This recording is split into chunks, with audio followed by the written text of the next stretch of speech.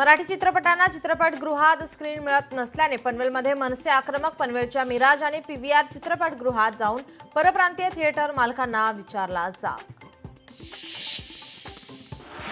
जळगावच्या पाटणादेवी परिसरात मुसळधार पावसामुळे डोंगरी नदीला पूर आल्याने चंडिका देवीच्या दर्शनासाठी आलेले असंख्य भाविक अडकले।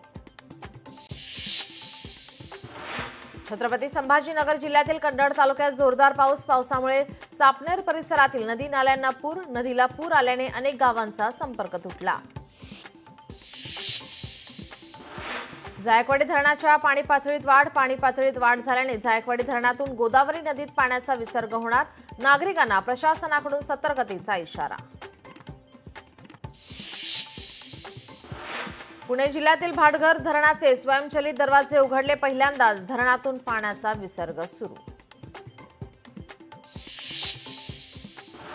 अमरावती जिल्ह्यात मुसळधार पावसामुळे उतवली आणि धारणी दरम्यानच्या नदीला पूर।